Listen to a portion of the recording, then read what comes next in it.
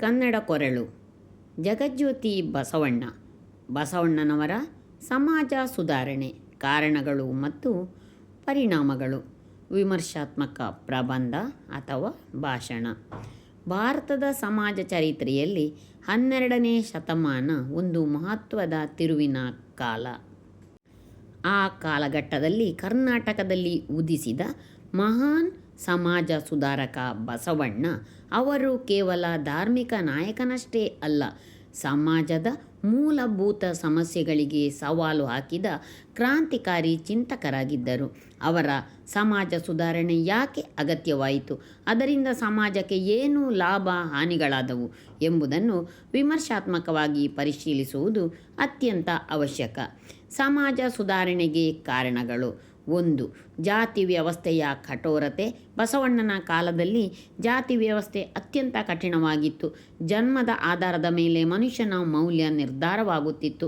ಶೂದ್ರರು ಮತ್ತು ಅಸ್ಪೃಶ್ಯರೆಂದು ಕರೆಯಲ್ಪಟ್ಟವರು ಶಿಕ್ಷಣ, ದೇವಸ್ಥಾನ ಪ್ರವೇಶ ಹಾಗೂ ಸಾಮಾಜಿಕ ಗೌರವದಿಂದ ವಂಚಿತರಾಗಿದ್ದರು.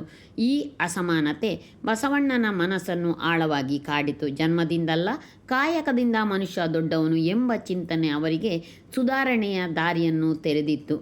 2. ಅಂಧಶ್ರದ್ಧೆ ಮತ್ತು ಕರ್ಮಕಾಂಡ. ಅತಿಯಾದ ಯಜ್ಞ, ಯಾಗ, ಬಲಿ, ಬ್ರಾಹ್ಮಣಾಧಿಪತ್ಯ ಮತ್ತು ಕರ್ಮಕಾಂಡಗಳು ಸಾಮಾನ್ಯ ಜನರನ್ನು ಶೋಷಿಸುತ್ತಿದ್ದವು. ದೇವರನ್ನು ಕಾಣಲು ಮಧ್ಯವರ್ತಿಗಳ ಅವಶ್ಯಕತೆ ಇದೆ ಎಂಬ ಭ್ರಮೆ ಸಮಾಜದಲ್ಲಿತ್ತು. ಬಸವಣ್ಣ ಇದನ್ನು ತೀವ್ರವಾಗಿ ವಿರೋಧಿಸಿದರು. ದೇವರು ಪ್ರತಿಯೊಬ್ಬರೊಳಗಿದ್ದಾನೆ, ಸರಳ ಭಕ್ತಿ ಮತ್ತು ನೈತಿಕ ಜೀವನವೇ ಸಾಕು ಎಂದು ಸಾರಿದರು. ಮಹಿಳೆಯ ಅವಮಾನ ಮತ್ತು ಅಸಮಾನತೆ. ಮಹಿಳೆಯರು ಸಮಾಜದಲ್ಲಿ ದ್ವಿತೀಯ ದರ್ಜೆಯ ನಾಗರಿಕರಾಗಿ ಕಾಣಲ್ಪಡುತ್ತಿದ್ದರು. ವಿಧವಾ ಬದುಕು, ಬಾಲ್ಯ ವಿವಾಹ, ಶಿಕ್ಷಣ ನಿರ್ಬಂಧ ಇವು ಸಾಮಾನ್ಯವಾಗಿದ್ದುವು. ಬಸವಣ್ಣನ ಚಳವಳಿಯಲ್ಲಿ ಅಕ್ಕಮಹಾದೇವಿ, ನೀಲಾಂಬಿಕೆ ಮುಂತಾದ ಮಹಿಳಾ ಶರಣರು ಸಮಾನ ಗೌರವ ಪಡೆದರು.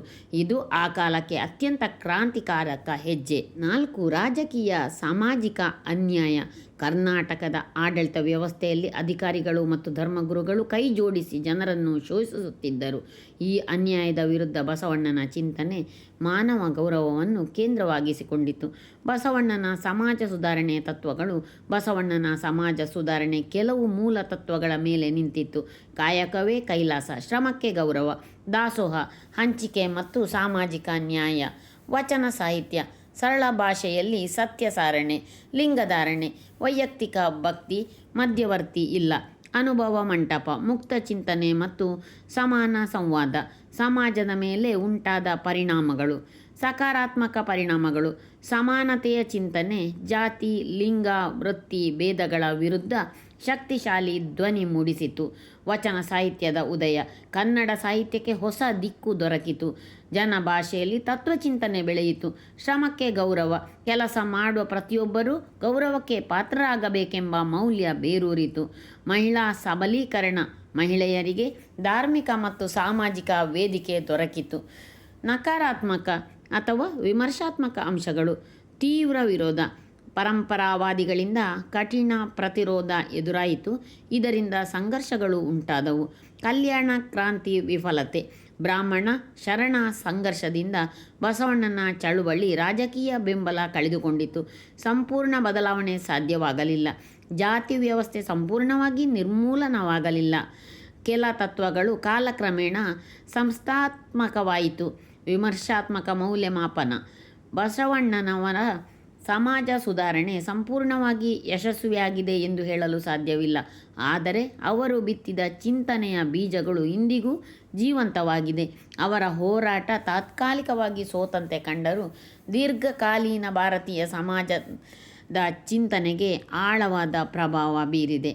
ಇಂದಿನ ಸಂವಿಧಾತ್ಮಕ ಮೌಲ್ಯಗಳಾದ ಸಮಾನತೆ, ಮಾನವ ಗೌರವ, ಶ್ರಮದ ಗೌರವ ಇವೆಲ್ಲವೂ ಬಸವಣ್ಣನ ಚಿಂತನೆಗೆ ಹತ್ತಿರವಾಗಿದೆ. ಸಮಾರೋಪ. ಬಸವಣ್ಣನವರ ಸಮಾಜ ಸುಧಾರಣೆ ಒಂದು ಧಾರ್ಮಿಕ ಚಳವಳಿಯಲ್ಲ, ಅದು ಮಾನವೀಯ ಕ್ರಾಂತಿ. ಅಸಮಾನತೆ, ಅಂಧಶ್ರದ್ಧೆ ಮತ್ತು ಶೋಷಣೆಯ ವಿರುದ್ಧ ಅವರು ಎತ್ತಿದ ಧ್ವನಿ ಇಂದಿಗೂ ನಮ್ಮನ್ನು ಪ್ರಶ್ನಿಸುತ್ತದೆ. ಮಾನವೀಯತೆ ಇಲ್ಲದ ಧರ್ಮ ವ್ಯರ್ಥ ಎಂಬ ಬಸವಣ್ಣನವರ ಸಂದೇಶವನ್ನು ಇಂದಿನ ಸಮಾಜವು ಅಳವಡಿಸಿಕೊಂಡಾಗ ನಿಜವಾದ ಸಾಮಾಜಿಕ ನ್ಯಾಯ ಸಾಧ್ಯ.